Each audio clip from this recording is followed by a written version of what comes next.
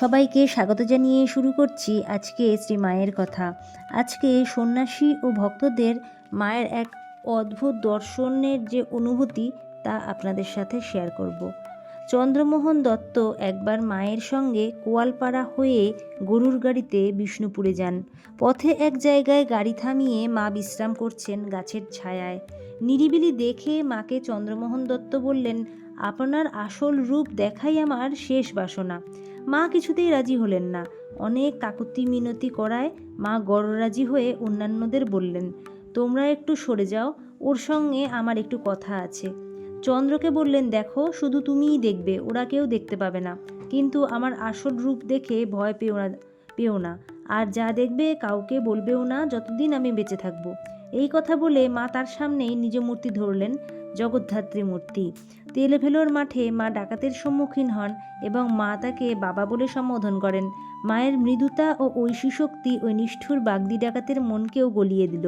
পরবর্তীকালে মা কোনো কোনো ভক্তকে বলেছিলেন, আমি তাদের মানে ওই বাগদি দম্পতির কথা বলেছিলেন যারা ডাকাতি করতে এসেছিল, সেই ডাকাত আর তার স্ত্রী। তো যদিও তার স্ত্রী ডাকাত দলের কোনো সদস্য ছিলেন না, তবুও তিনি ওই বাগদি দম্পতি সম্পর্কে পরবর্তীতে বলেছিলেন যে, বললুম তোমরা আমাকে এত স্নেহ করো কেন গো? তারা উত্তর দিলে, তুমি তো সাধারণ মানুষ নও,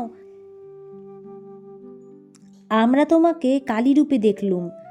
আমি বললুম, সে কি গো, সে কি গো, তোমরা এটা কি দেখলে? তারা বললে, না মা, আমরা সত্যিই দেখলুম, আমরা পাপী বলে তুমি রূপ গোপন করছো। ঠাকুরের দেহত্যাগের পর মা কামারপুকুরে 1 বছর ছিলেন। ওই কালে বিকৃত মস্তিষ্ক হরিশ একদিন মায়ের পিছু নেয়। মা ধানের গোলার চারিদিকে 7 বার ঘুরে ক্লান্ত হয়ে পড়লেন।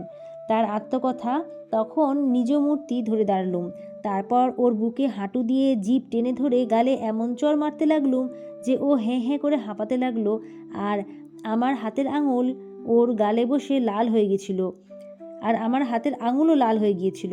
শ্রীমা নিজ মূর্তি শব্দটি কোন অর্থে প্রয়োগ করেছিলেন এখন তা নিশ্চয়ই ব্যাখ্যা করা দুঃসাধ্য। তবে জীবনীকারদের মতে তিনি বগলা মূর্তিতে হরিশের কুপ্রবৃত্তিকে কঠোর হস্তে দমন করেছিলেন। সুরেন্দ্রনাথ সেন স্বামী বিবেকানন্দের কাছে একবার দীক্ষার জন্য গিয়েছিলেন। স্বামীজি তাকে দীক্ষা না দিয়ে বললেন, ঠাকুর বললেন, আমি তোর গুরু নই। তিনি দেখিয়ে দিলেন, তোকে যিনি দীক্ষা দেবেন তিনি আমার চাইতেও বড়। সুরেন্দ্র সেন মর্মাহত হলেন। কিছুকাল পরে তিনি এক রাত্রে স্বপ্ন দেখেন যে একটি উজ্জ্বল দেবী মূর্তি তাকে বলছেন, একটি মন্ত্র নাও, আমি সরস্বতী। সুরেন্দ্র সেন পরবর্তীকালে জয়রামবাটিতে মায়ের কাছে দীক্ষা নেন। মার দেওয়া মন্ত্র শুনে তার স্বপ্ন দীক্ষার কথা মনে জেগে উঠল এবং বিস্ময়ে দেখলেন যে তার স্বপ্নদৃষ্ট দেবী মূর্তি ও মায়ের মূর্তি এক। 1912 সালে শ্রীমা মঠে দুর্গাপুজো দেখতে যান। দেবীর বোধন শেষ হওয়ার সঙ্গে সঙ্গেই মায়ের গাড়ি মঠে পৌঁছালো। গোলাপ মা মাকে হাত ধরে গাড়ি থেকে নামালেন। নামবার পরেই সমস্ত দেখে মা বললেন, সব ফিটফাট, আমরা যেন সেজেগুজে মা দুর্গা ঠাকুরুন এলুম। স্বামীজির ভাষায় মা সত্যিই ছিলেন জ্যান্ত দুর্গা। কোয়ালপাড়ার হরিপদ মাঝি তার কুলগুরুর কাছে দীক্ষা পান। শ্রীমা তাকে খুব স্নেহ করতেন। একদিন মা তাকে বললেন, তোমার ইষ্টমন্ত্রটি উচ্চারণ করে শোনাও তো আমাকে। হরিপদ অসংকোচে মায়ের আদেশ পালন করা মাত্র সম্মুখে দাঁড়ানো দেবী শারদাকে দর্শন করলেন অশেষ মহিমান্বিতা শ্রী দুর্গারূপে। ইষ্ট সাক্ষাৎকার অমন আচম্বিতে হওয়া মাত্র তিনি মায়ের শ্রীপদে আত্মসমর্পণ করেন। এখন চণ্ডীর আলোকে আমরা মা শারদা দেবীর রূপ দেখার চেষ্টা করব।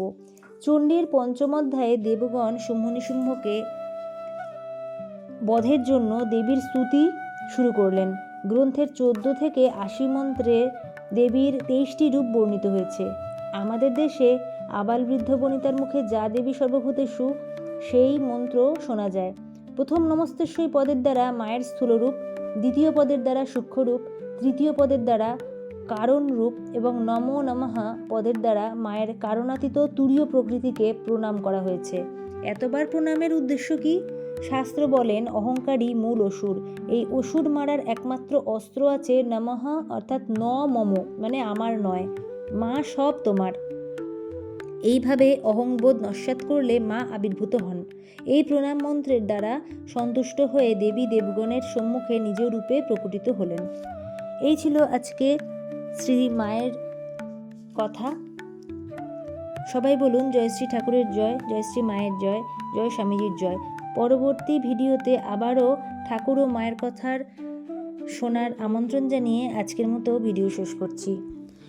এই আজকের ভিডিও স্বামী চেতনানন্দজির লেখা যা দেবী সারদা থেকে আমরা বিস্তারিত জানতে পারি।